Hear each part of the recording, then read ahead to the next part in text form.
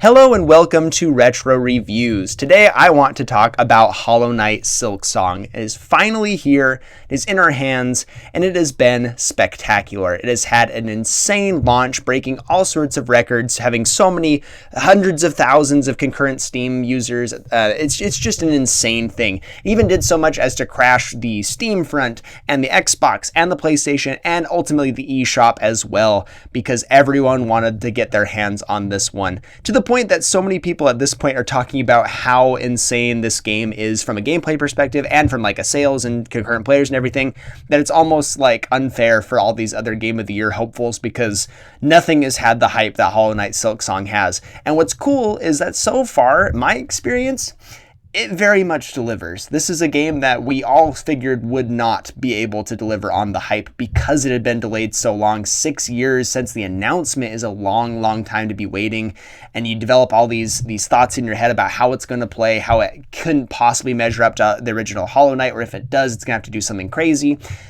But it really is just that special. So far, the experience is really fantastic. I've loved to see the reception. I think a lot of its success comes from its $20 price tag, which has been criticized by some indie devs. I saw that talking about today. People are a little bit worried about that being an unrealistic expectation for indie games going forward, because some of them need to be priced a little bit higher, which I think is fair. But I think that's also funny because people will buy a game if it's really good, and indie games typically are cheaper anyway. As long as it's not a $70 indie game, I think you'll probably be okay. You could probably get away with a $40 game. I mean, Expedition 33 is a $50 game and people love that one. So I don't think you need to worry too much, indie devs here, but I do understand your trepidation about a $20 price tag. That is a pretty low barrier of entry, but I do think that has also led to Hollow Knight's success and its overall concurrent Steam user, player base and everything. It's so accessible. This game clearly is spit shines so perfectly here. They've done such a phenomenal job. Team Cherry really outdid themselves here and have delivered on something that most of us didn't think was possible.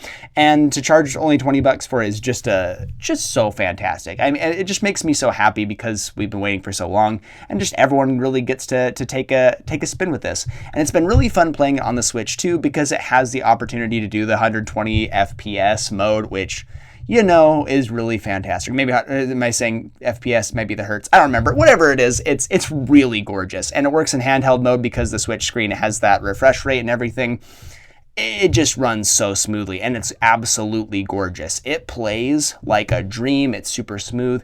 All the environments are really pretty. There are times where you'll have a lot of moving parts. You'll see not enemies, but little characters flittering off in the background, little bugs and stuff flying off, and it just looks and feels so smooth and fantastic. It's hard to describe, essentially. Hopefully I'll have some gameplay on the screen here, but it's just a marvel.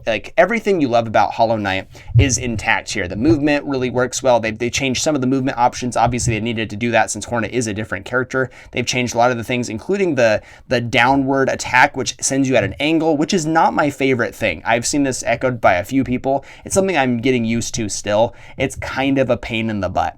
But I'm getting more used to it, and it actually is really nice for some of the movement tech and everything like that. But it really just feels so smooth and so lovely. And when you're looking at this compared to Hollow Knight, I remember what Hollow Knight looks like and plays like, and it was a really nice looking game at the time. It wasn't anything groundbreaking by any stretch of the imagination, but Silksong looks and feels like Hollow Knight, just way better. It's like getting a rose-tinted glasses version. You put it on, you're like, wow, this is how I remember Hollow Knight being. It's just really beautiful, really fantastic to look at. I just keep seeing these new environments that I go to. Every time I get a new area unlocked, I'm just seeing something really special. And I'm like, wow, I cannot believe they put this much spit shine into this game. It just is fantastic. I know I keep saying this. I'm just gushing over and over about the same exact thing over and over again, but it really is just that good. So far, I'm several hours in. I've unlocked a few of the abilities for Hornet.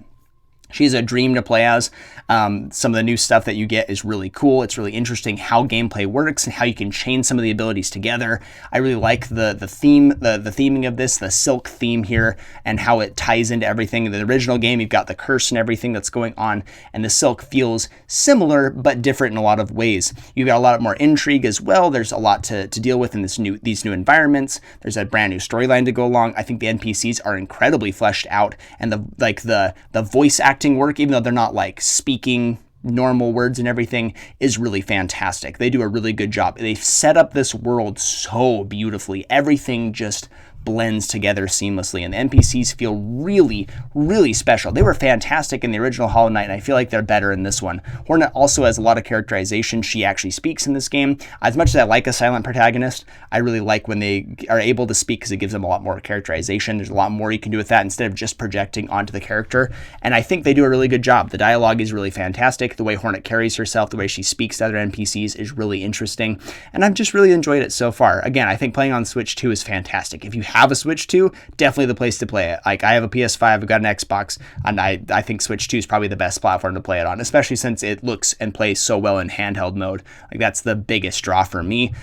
So far, so good, and everyone is saying the just fantastic things about this. I think the Game of the Year race right now, I think before it was definitely Expedition 33, DK Bonanza, and now Silksong's right in the mix too. I think there was one other game that I can't remember off the top of my head, but the race looked pretty close, kind of. We had Expedition 33 being its own thing, DK Bonanza being a completely different thing, but both phenomenal experiences, 10 out of 10s.